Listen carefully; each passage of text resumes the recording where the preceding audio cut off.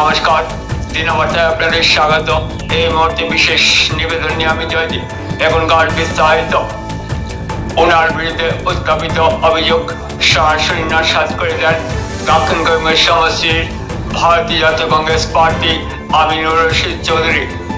সোমবার সাংবাদিকদের মুখোমুখি কংগ্রেস প্রার্থী আমিন উল্লেখ করেন, রবিবার শহর শ্রীময়ীর মাঝটি এলাকায় দক্ষিণ করিমের সমষ্টির এরিয়া প্রার্থী হাজি শিহাবুদ্দিনের উপর আক্রমণের চেষ্টা।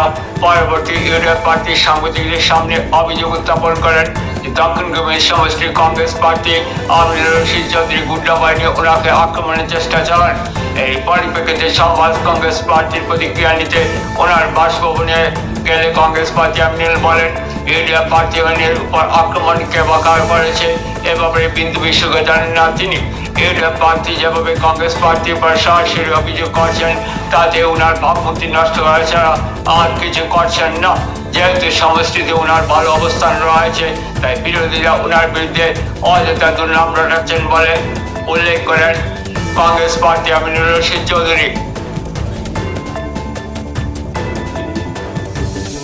উত্তর করিম সমষ্টি মকবুল উনি কার্যালয়ে একটু উদ্বোধন করতে যাচ্ছেন, সেখানে মাঝদিতে ওনাকে আক্রমণের চেষ্টা করা হয়েছে। উনি অভিযোগ তুলেছেন যে আপনার গুন্ডা বাহিনী ওনাকে আক্রমণের চেষ্টা করেছেন। আপনি কি মনে করেন কোন সময় এই ঘটনা ঘটছে? বিকালের দিকে হয়। বিকালের আমি সকালে 8টার গতকাল বেরিয়ে গেছি। আমার সিরিজ অফ ক্যাম্পেনিং মিটিং আছিল দেওবাড়ি, দুপুরালা, জোরবাড়ি, ওই অঞ্চল যেটা নতুন পাতারকান্দির থেকে এসে সংযুক্ত হয়েছে আসিমগঞ্জ।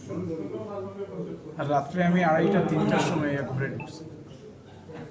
আপনারা যেভাবে আইসেন কালকে রাত্রে 3টার সময় আমার লোকের সাংবাদিক বন্ধুরা এই কোয়েশন করছে, আমি উনারাই কইছি যে উনার উপরে কে আক্রমণ করছে আমি তো জানিই না। আমি তো রাত্রে 2:30-3টার সময় পাইছি। সম্পূর্ণ একটা মিথ্যা অপপ্রচার, একটা AIDF এর মতো দলের প্রার্থী এইরকম মিথ্যা অপপ্রচার করে জনগণকে বিভ্রান্ত করার যে প্রচেষ্টা, এটার আমি নিন্দা জানাই। সেই সঙ্গে আমি জেলা প্রশাসনের কাছে অনুরোধ রাখি যে এটা তদন্ত সহকারে দেখবার লয় যে এটা কে বা কারা ওনার উপর এই ঘটনাটা ঘটছে এবং উচিত সাক্ষী, উচিত শাস্তি দেওয়ার জন্য প্রশাসনের কাছে আবেদন জানাই। এখন 2 নম্বর কথা হয়েছে, আইন তো যেখানেই বক্তৃতা রাখেন আরম্ভণী থেকে আমি আর শেষ পর্যন্ত আমি তার বক্তৃতা করি। ইলেকশন কমিশনে প্রত্যেক ক্যান্ডিডেটকে নিরাপত্তা রক্ষী দিছে, সিকিউরিটি প্রদান করছে। তাই কেন সিকিউরিটি লইতেছেন না? নিরাপত্তা রক্ষী কেন তার লোকের লইরা না? তাই এটা টোটালি একটা ম্যাক্স ফিক্সিং এর মতন একটা ঘটনা। আপনার ভাবমূর্তি নষ্ট, আমার ভাবমূর্তি নষ্ট করার জন্য আমি দক্ষিণ করিমগঞ্জের আপামর জনসাধারণকে অনুরোধ জানাচ্ছি যে এর বিচারটা আপনারা করবেন। এই ঘটনার সঙ্গে আমি কোনো পদ্যের জড়িত নই, জানিও না, বলতেও পারি না।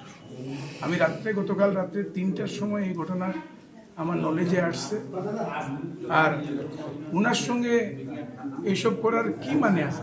উনি দক্ষিণ করিমগঞ্জের নির্বাচনে উনি কত নম্বর পজিশনে আছে? 8-9 পজিশন, 8 নম্বর, 9 নম্বর না 10 নম্বরে আছেন, সেই লড়াই করতেছেন। উনার সময় কেন একজন রাষ্ট্রীয় দলের প্রার্থী হয়ে আমি ওনার সঙ্গে এইসব করতে যাব? এটা টোটালি একটা মিথ্যা অপপ্রচার, আমার ভাবমূর্তি নষ্ট করার জন্য। ধিক্কার জানাই। নির্বাচনে এসেছেন, ইস্যু নিয়ে কথা বলেন। এই মিথ্যা অপপ্রচার করে কোনোদিন নির্বাচন মানুষকে বোকা বানানো যায় না, আর নির্বাচনে বিজয়ী হওয়া যায়। উনি দেখেছেন জনগণ ওনার পাশে নেই। এখন এইসব ম্যাক্স ফিক্সিং করে আমাকে বদনামি করে আমার উপরে ইস্যু নিয়ে উনি এগাতে চাচ্ছেন। দক্ষিণ করিমগঞ্জের জনগণের কাছে আমি এই বিচারটা দিলাম, আর প্রশাসনের কাছে আমি অনুরোধ রাখছি যে ওনার উপর যেটা হামলা হয়েছে সেটা তদন্ত করে উচিত শাস্তি দুষ্কৃতিকারীদেরকে দেওয়ার জন্য। ধন্যবাদ।